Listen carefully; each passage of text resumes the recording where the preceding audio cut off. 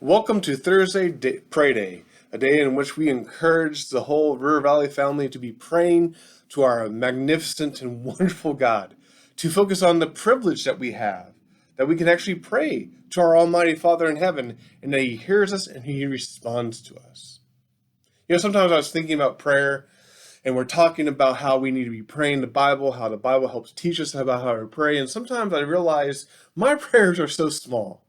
They really are. I don't know if you can relate to this, but sometimes when I pray, I'm just praying for these kind of small things, these things that are happening in my life, or these things going around, and those are all important, and we should be praying for those. Don't hear me say don't pray for those.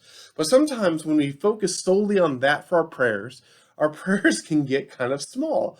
They kind of shrink down to just what's going on in our life. They kind of shrink down to what we're processing, going through.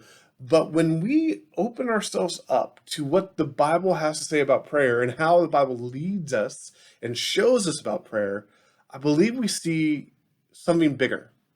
We see prayers that are bigger. And I was reminded of this when I was just reading in 1 Samuel.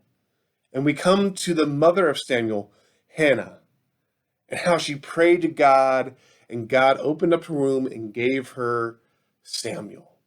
Sometimes when you think about Hannah and her example of prayer, we probably go to that famous line that's used in baby dedications in 1 Samuel chapter 1, verse 27, which says, "For this child I prayed, and the Lord has granted me my petition that I made to him." But there's so much more in Hannah's life and in her prayer to God that I think helps us see big prayers. I just want to read you her prayer. And I would ask you to listen to it or open up 1 Samuel chapter 2 and see it and read it. And I want you to see just how big her prayer is. It says this, and Hannah prayed and said, "My heart exalts in the Lord. My horn is exalted in the Lord. My mouth derides my enemies because I rejoice in your salvation. There is none holy like the Lord. There is none besides you. There is no rock like our God. Talk no more so very proudly. Let no arrogance come out of your mouth. For the Lord is a God of knowledge, and by him actions are weighed. The bows of the mighty are broken, but the feeble bind on strength. Those who were full have hired themselves out for bread, but those who are hungry have ceased to hunger. The barren has borne 7, but she who has many children is forlorn.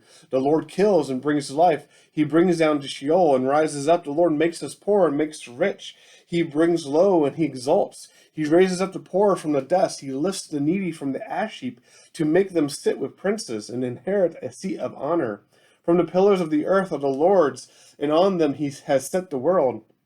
He will guard the feet of his faithful ones, but the wicked shall be cut off in darkness. But not by might shall a man prevail. And the adversaries of the Lord shall be broken to pieces. Against them he will thunder in heaven. The Lord will judge the ends of the earth. He will give strength to his king and exalt the horn of his anointed. There's a lot there. We could dive into a lot of that language that Hannah uses, but I would just ask you to notice this. Did you see the bigness of her prayer? She's responding to God who has just given her a child, and she's praising him. And so what does she do? She praises God about how big he is, how in control he is, about how he has power to rise up and bring low, about how people who were forlorn, people who were destitute, people who had no hope now have hope. Why? Because of him and his greatness. That's a big prayer. And I hope it encourages all of us to pray big. Yes, pray for those things going on in our life. Pray for those things that are weighing us down. Pray for what's right here. But also look up and pray big prayers for God that he may be glorified, that people may know who he is and respond to the gospel of Jesus Christ. So family, let's pray big this week.